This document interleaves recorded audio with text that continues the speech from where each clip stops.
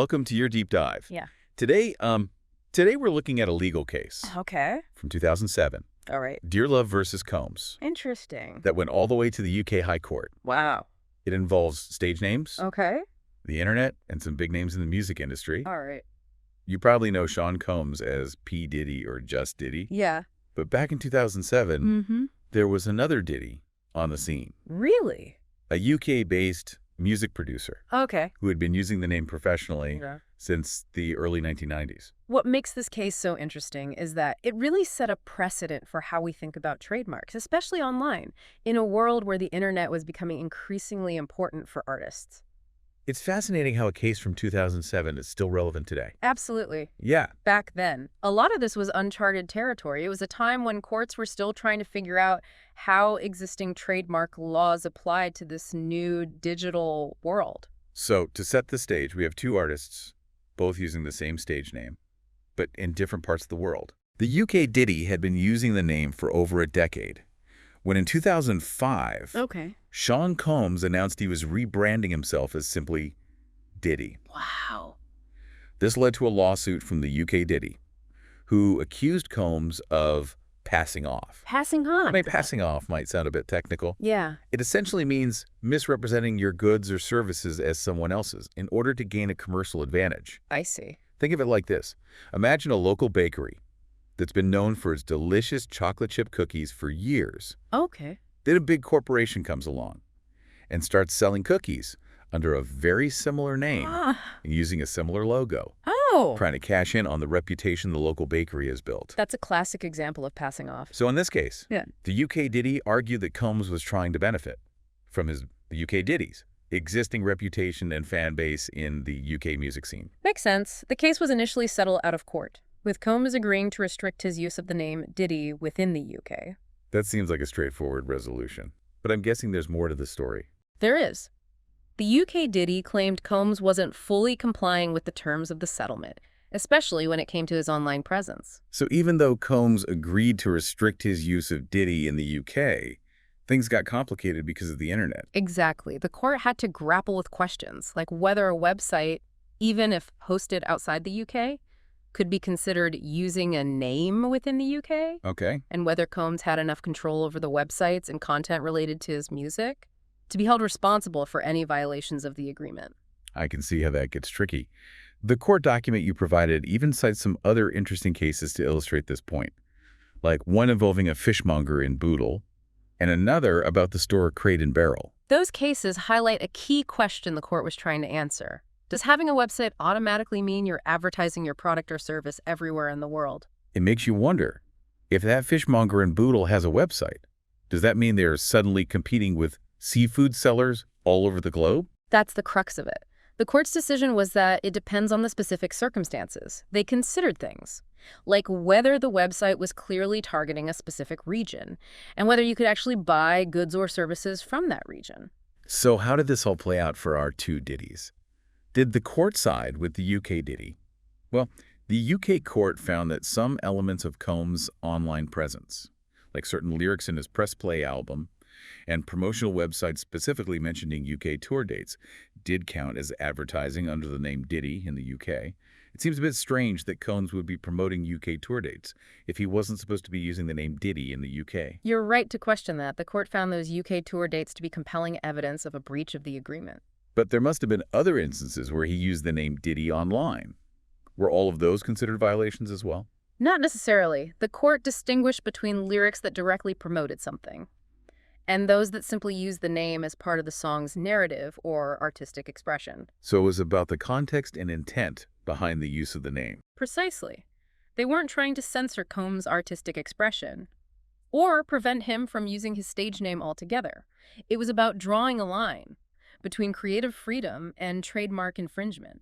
That makes sense. It sounds like a delicate balancing act. It was. This case really highlights how complex these issues can become, especially when you factor in the internet.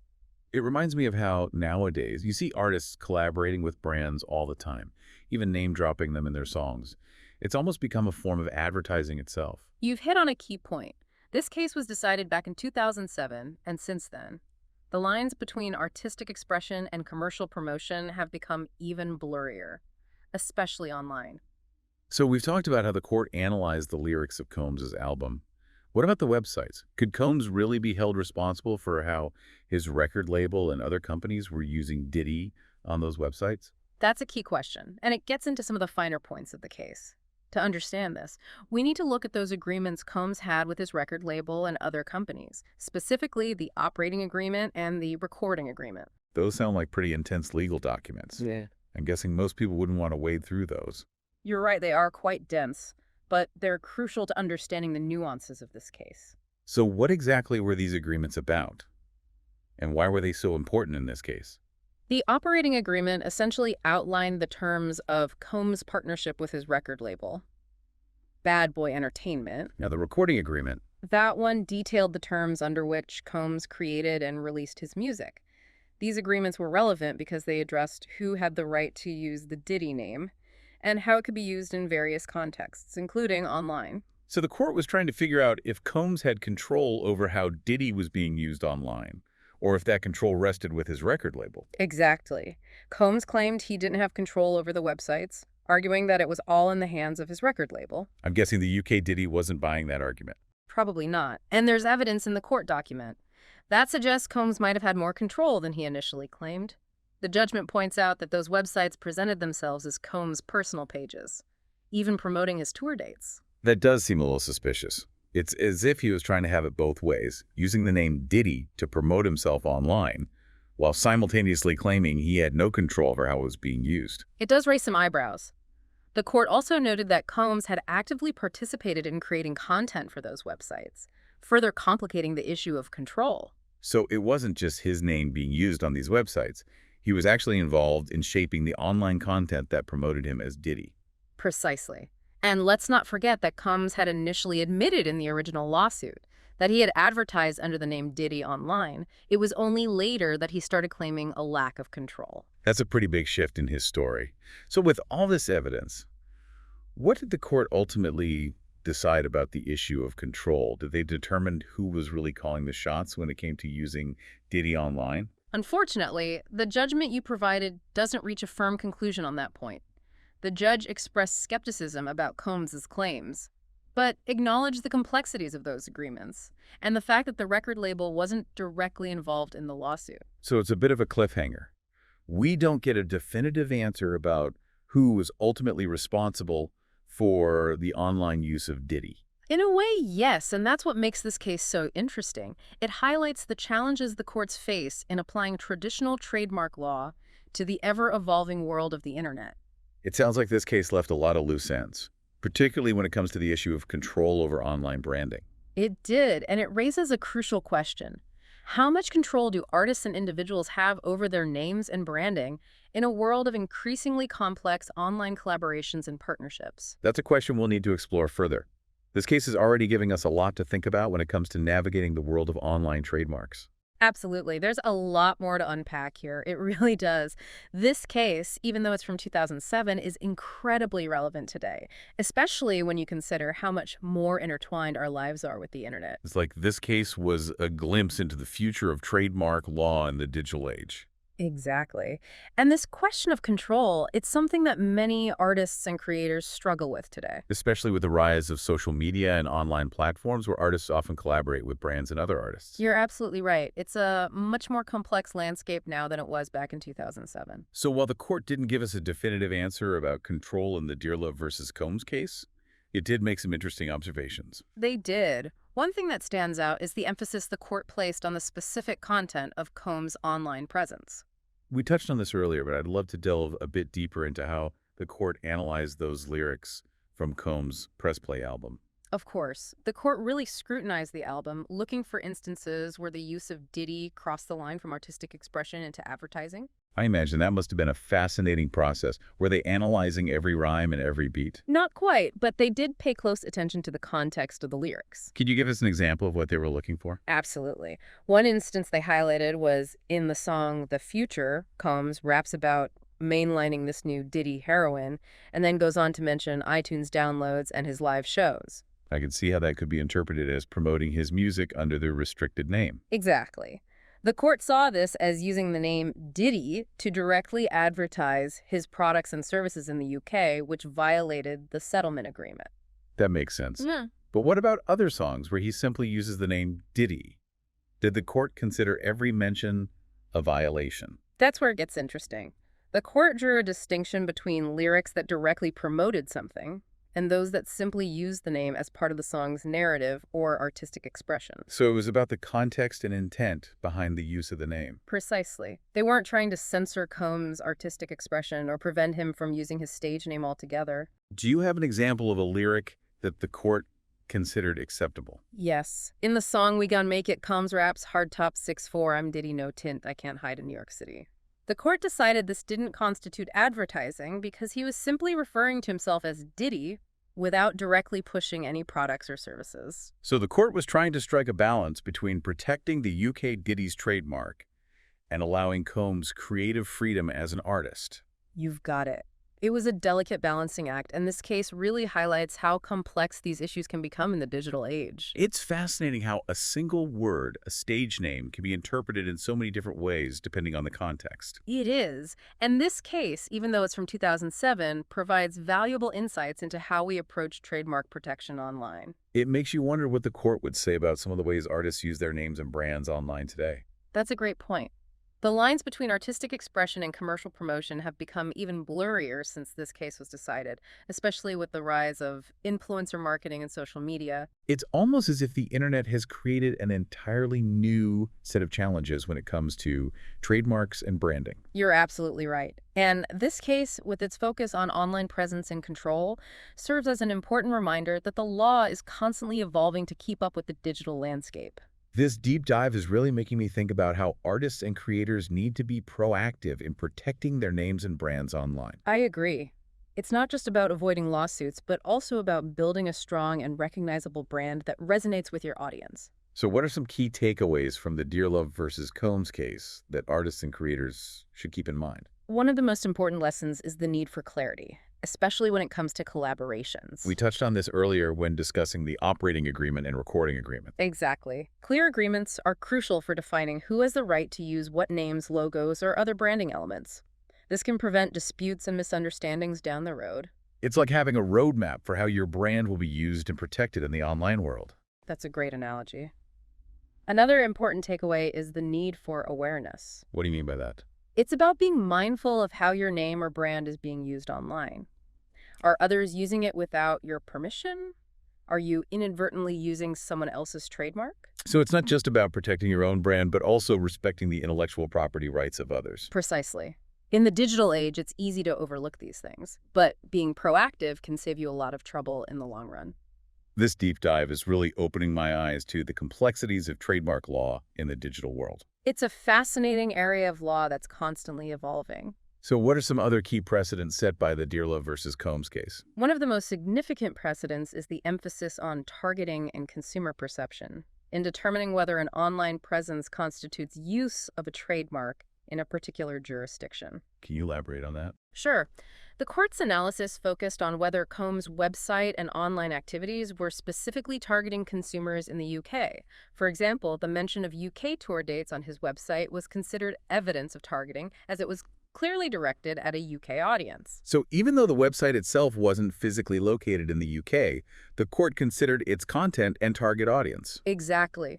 This precedent has been influential in subsequent cases involving online trademarks, as courts have continued to look at factors like website content language and domain names to determine whether a trademark is being used in a particular location, even if the website is hosted elsewhere. That's a really important distinction, especially in today's globalized online world, where websites can be accessed from anywhere. It is. This case helped establish the principle that geographic boundaries are less relevant in the online world when it comes to trademark protection. It's like the internet has shrunk the world, making it easier for brands to reach global audiences, but also making it more challenging to protect trademarks across borders. You've hit the nail on the head. The Dearlove versus Combs case was a landmark decision in recognizing these challenges and setting a precedent for how courts would approach online trademark disputes in the years to come. So what you're saying is that even though this case involved two musicians and a stage name, its implications extend far beyond the music industry. Absolutely. This case has had a lasting impact on trademark law in general, as it helped to clarify how traditional trademark principles apply in the digital age. It's amazing how a seemingly niche case can have such broad implications. It is. And it highlights the importance of staying informed about legal developments, especially in areas like intellectual property law, which is constantly evolving. This deep dive is really making me think about the need to consult with legal professionals who specialize in intellectual property. That's always a good idea, especially if you're an artist, creator, or entrepreneur who's building a brand. It's better to be safe than sorry, especially when your hard work and creativity are on the line. I couldn't agree more. Protecting your intellectual property is essential for safeguarding your creative output and your business interests. This conversation is giving me a lot to think about. It's certainly a complex issue. Are you ready to move on to the next point? Yeah, I am. But before we do, I just want to recap what we've learned so far. We've been deep diving into the Dearlove versus Combs case, a trademark dispute between two musicians both using the stage name Diddy. Right. The case highlighted the challenges of applying traditional trademark law to the internet, particularly the question of whether a website hosted outside a specific country could be considered using a name within that country. Yeah. The court ultimately ruled that it depends on the context, specifically whether the website targets a specific region and whether goods or services can be purchased from that region. Makes sense. We also explored the complexities of determining control over online branding, especially when artists have agreements with record labels and other companies that may influence how their names and brands are used online. Right. And we delved into the court's analysis of Combs' lyrics, highlighting the distinction between artistic expression and advertising when it comes to using a stage name. That's a great summary of the key points we've covered. So with all that in mind, what does this all mean for our listeners? What are the key takeaways they should remember from this deep dive? Well, I think one of the most important lessons is the need for proactive brand management in the digital age. Can you elaborate on that? Sure. It's not enough to simply create a great product or service anymore. You also need to actively manage your brand online, which includes protecting your trademarks, monitoring how your name and brand are being used, and being strategic about your online presence. It sounds like this applies not just to musicians, but to anyone building a brand or business in today's digital world. Absolutely.